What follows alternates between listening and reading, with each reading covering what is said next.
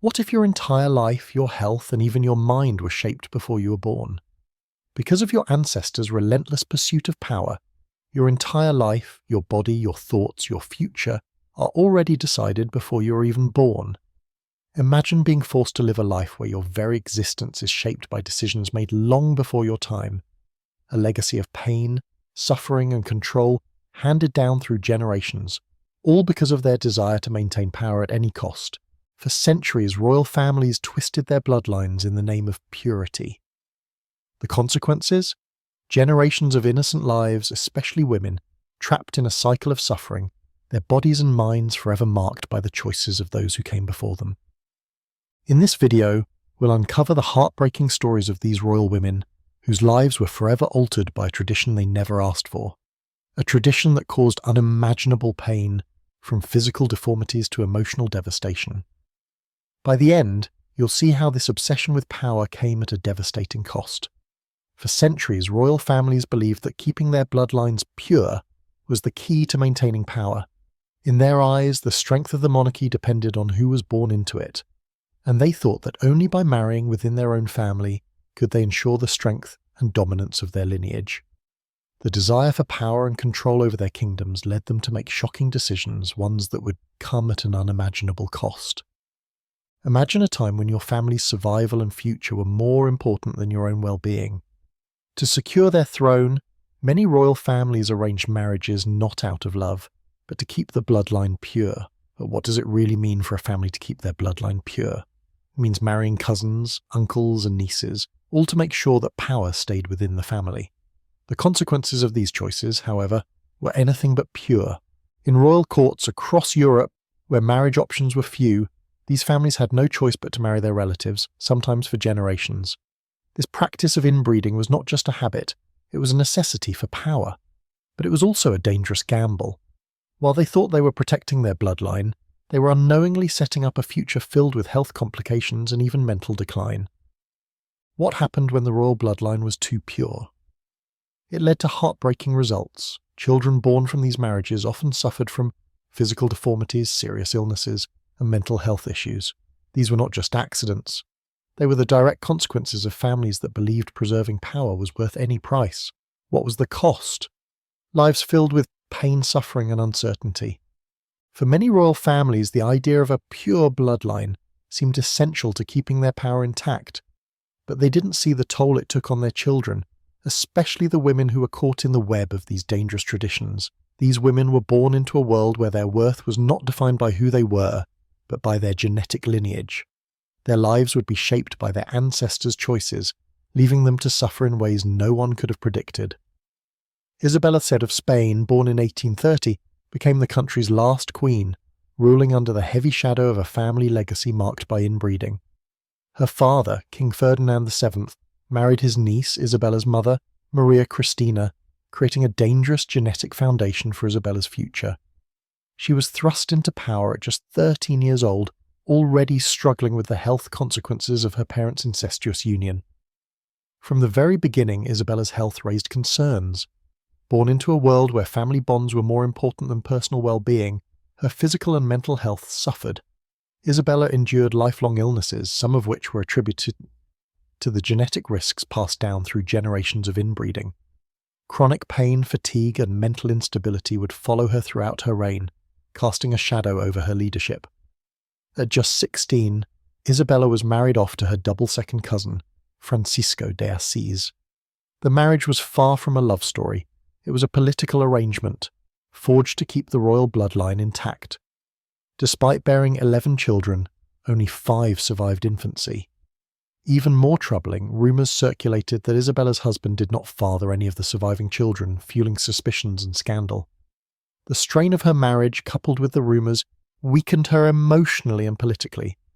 Isabella's reign, marked by continuous scandal, was eventually undermined by political instability. Her husband's conspiracy to control Spain further distanced her from the royal family's respect and loyalty. Despite being queen, Isabella's role as a mother and wife overshadowed her political power. The constant health battles and emotional toll from her marriage and public life left her vulnerable and unfit to govern effectively.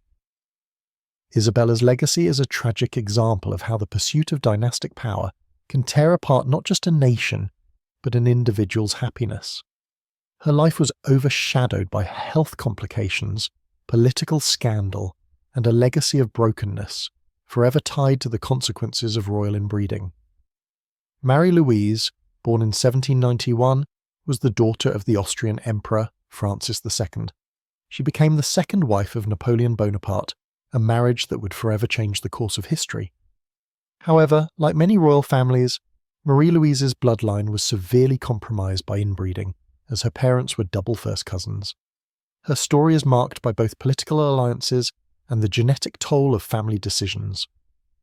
Her parents' close relationship had tragic consequences for Marie-Louise's health. The genetic compression from marrying within the family caused her to inherit a weakened genetic code. She gave birth to 12 children, but only 7 survived into adulthood, with many suffering from deformities or health complications. The pressure of bearing heirs for Napoleon only added to her emotional turmoil, as her body struggled with the demands of motherhood and the pressures of royal expectations.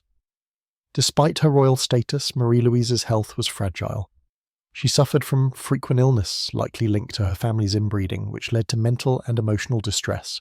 The grief of losing several children and the burden of raising them in a politically charged environment took a heavy toll on her psyche.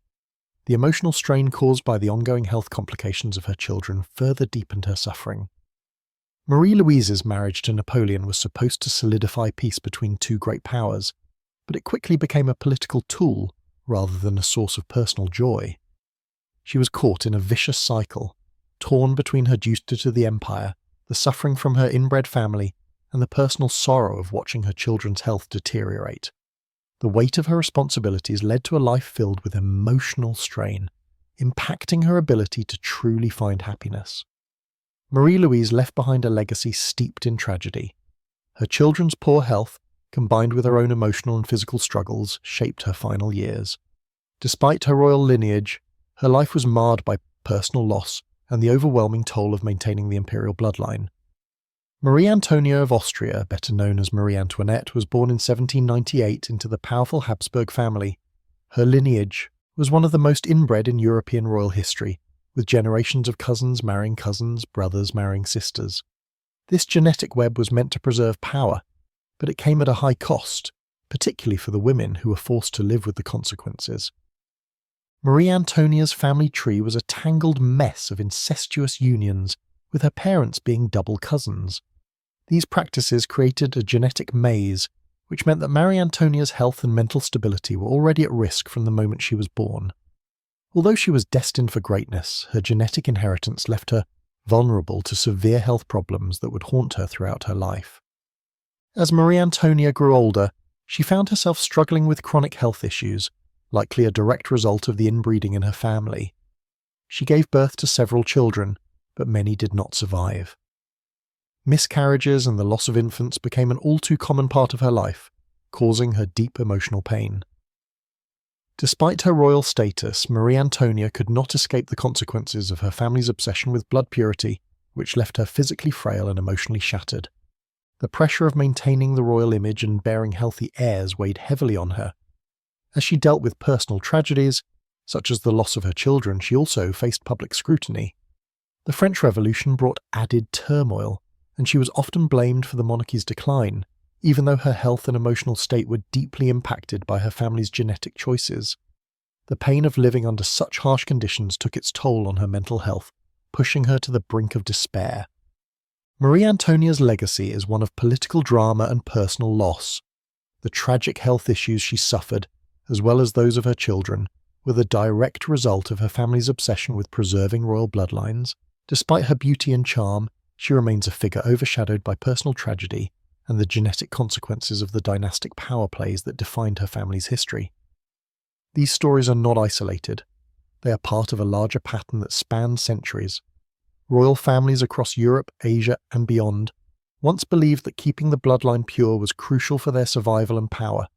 But time and again, history shows that this obsession came with devastating consequences. These women born into this system were trapped in a cycle of genetic risks and personal suffering, and they were not the only ones affected. Generations of inbreeding led to severe physical deformities, mental health problems, and emotional trauma. The very families that sought to protect their power were instead creating weakness and suffering. Children born from these unions often faced illnesses and disabilities, and many died at a young age. For the women who survived, their lives were marked by constant pain and uncertainty. This genetic damage didn't only affect their personal lives, it also took a toll on the stability of entire kingdoms. The monarchs who ruled were often physically weak and mentally unstable, and in some cases, this weakness led to political unrest and instability. Rulers who should have been powerful were instead easily manipulated, and their kingdoms struggled as a result. The obsession with blood purity that had been meant to secure power instead led to political collapse and weak leadership. The cost of inbreeding goes beyond the politics and power. It's a human cost, the lives of innocent children and trapped women who paid the price for the royal family's decisions. The pursuit of power at the expense of basic human well-being left behind a legacy of pain and suffering. These royal families sought to maintain their dominance, but they ignored the true cost, the health and happiness of those who were born into their world.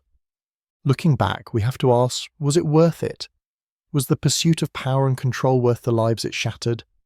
These stories remind us that no amount of wealth or influence can justify the sacrifice of humanity. The price of royal inbreeding wasn't just paid by the women who suffered through it, it was also paid by nations and generations that never had the chance to thrive because of the choices made by those in power. These women were not simply victims of politics and power struggles, they were victims of family decisions that doomed their lives before they even had a chance to live them fully. Their fate was sealed long before they were born, decided by ancestors who valued royal bloodlines more than human well-being. In their pursuit of power and purity, royal families left behind women who would pay the price for generations of mistakes. Take Isabella of Spain, for example. From an early age, she was caught in a web of sickness and struggles, not because of anything she did, but because of the inherited flaws in her family. Her life was a constant battle with both her health and the pressure of ruling a nation. She gave birth to 11 children, but only 5 survived infancy, a cruel reminder of the toll her family's inbreeding took on her own body. The emotional pain of losing her children, while also trying to maintain her royal image, weighed heavily on her heart. She was not just a queen, she was a mother who lost far too much, emotionally and physically, due to the choices her family made. Then there was Marie-Louise of Austria. Her marriage to Napoleon Bonaparte, which should have been a grand political alliance, was instead a personal tragedy. She faced heartbreaking emotional turmoil, losing several of her children due to health complications caused by her family's inbreeding. The emotional burden of seeing her children suffer, combined with the overwhelming pressure of being the emperor's wife, drained her spirit. She was expected to be both a mother and a political tool, but the toll it took on her mental health was immeasurable. The emotional scars she carried from her family's decisions would stay with her until the end of her life. Marie Antoinette's story is perhaps the most famous, yet it is also one of the most heartbreaking. Born into a family where cousins married cousins and siblings married siblings, she was always destined to struggle. Her life, filled with public scandal, was also a life of personal loss. She lost children, struggled with poor health, and faced the relentless pressures of a country that never gave her a chance. Despite her charm and beauty, the weight of her family's genetic choices haunted her, leading to mental anguish and a sense of deep isolation. Her personal pain was overshadowed by the growing unrest in France, but her emotional suffering was real. It was the price she paid for a bloodline that placed power over everything, even her humanity. These women were forced into marriages they didn't choose, bound by royal duty and family expectations. They were expected to produce heirs, maintain dynasties, and keep their family's power intact. But at what cost? Their emotional toll was unimaginable. The health struggles, the loss of children, the strained marriages, these were not just consequences of politics, they were the personal costs of a tradition that valued bloodlines over individual lives. These royal women weren't just queens and princesses, they were real people, mothers, wives and daughters, each living with the devastating results of their family's decisions.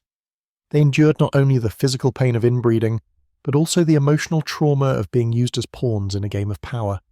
Their personal suffering, though often hidden behind crowns and royal robes, is a tragic reminder of how far the pursuit of dynastic purity can go, and how much it costs the individuals caught in its grip.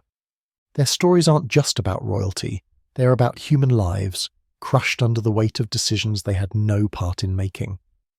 As you reflect on their legacies, remember, their pain was not just a consequence of political maneuvering, but the devastating impact of being born into a world where power mattered more than the very lives of the people who held it. Looking at the lives of these royal women, one thing stands out. Power comes with a price that many never expected. These women didn't just inherit a throne. They inherited years of pain caused by a tradition that valued family bloodlines over their well-being. The obsession with keeping the bloodline pure broke lives and created lasting emotional scars. Inbreeding didn't just ruin personal lives, it led to the fall of entire kingdoms. Was it really worth it? These women, who should have been strong and happy, were instead forced to bear the weight of decisions made long before they were born. Their stories remind us that the cost of power can sometimes be too high. So we have to ask, is power worth the pain it causes? Can we ever justify the loss and suffering royal families went through just to preserve their bloodlines? This is a question worth thinking about, especially when the consequences echo through generations. What do you think? Was the pursuit of royal purity worth the lives it cost? Share your thoughts in the comments below. If you found this video interesting, make sure to subscribe to our channel Nailed History so we can explore more shocking stories from history.